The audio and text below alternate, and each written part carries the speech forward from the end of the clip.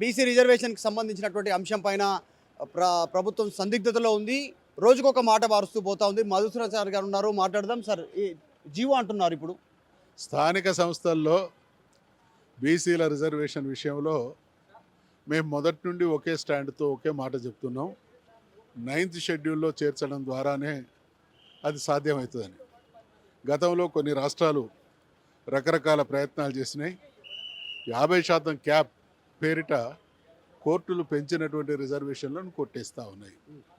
ఒకవేళ జీవోనే పరిష్కారం అయితే ఈ గవర్నమెంట్ వచ్చి 20 నెలలైంది, ఎప్పుడో చేయాల్సిన పని కదా.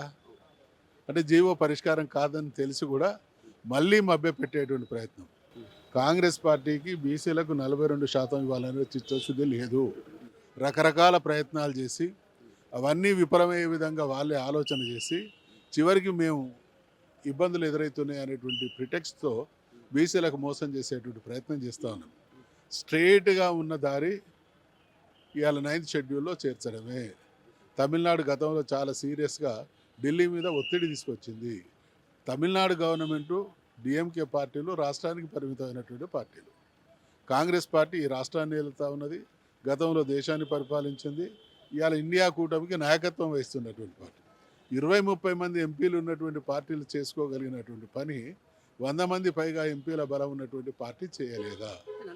సుప్రీంకోర్టు ఒకదారికి వెళ్తామనేటువంటి స్టేట్మెంటు, తర్వాత పార్టీల పరంగా ఇస్తామని చెప్పడము, నమ్మించేటువంటి ప్రయత్నం. ఎక్కడ వాళ్ళకు సిన్సియారిటీ లేదు. సిన్సియారిటీ ఉంటే దారి స్పష్టంగా కనబడుతుంది. మోసం చేసేటువంటి ఆలోచన కాబట్టి రకరకాలుగా తిప్పి మళ్ళీ కాలేదు అని చేతులు ఎత్తేసేటువంటి ప్రయత్నం. వాళ్ళకి సిన్సియారిటీ ఉంటే ఈరోజు చెప్పినా, గతంలో చెప్పినా, శాసనసభలో చెప్పినా, శాసన మండలిలో చెప్పినా, బీఆర్ఎస్ పార్టీగా చెప్పినా, మేము చెప్తున్నటువంటి మాట 9th షెడ్యూల్ తప్ప వేరే పరిష్కార మార్గం లేదు.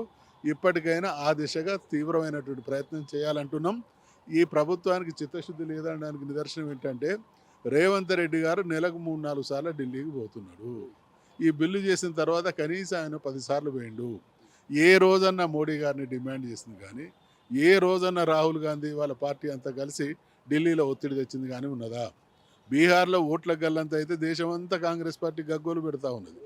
మరి తెలంగాణ బిల్లు ఢిల్లీకి పోయి ఆడ పెండింగ్లో ఉంటే అదే రకమైనటువంటి ఒత్తిడి తీసుకురావాలి కదా. అంటే కాంగ్రెస్ పార్టీకి బీసీల పట్ల, ప్రత్యేకించి తెలంగాణ పట్ల ద్రోహపు ఆలోచనే తప్ప చిత్తశుద్ధి లేదనడానికి నిదర్శనం. దసరా ముంగట ఊర్లలో చర్చ జరుగుతుంది కదా, ఆ చర్చ నుంచి తప్పించుకోనికే ఇది అనుకోవచ్చా?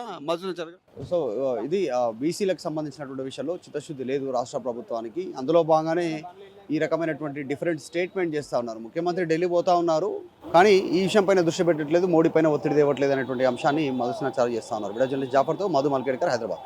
తెలుగులో ఫాస్టెస్ట్ న్యూస్ ఇప్పుడు కొత్త అవతారంలో 5 సెకండ్లోనే పూర్తి వార్తా సమాచారం మీ చేతిలో. సోషల్ మీడియా ట్రెండ్స్ మీ కళ్ళ ముందుకే live TV and voice search ఆప్షన్స్తో ఇప్పుడే డౌన్లోడ్ చేయండి. యాప్ లింక్ డిస్క్రిప్షన్లో ఉంది.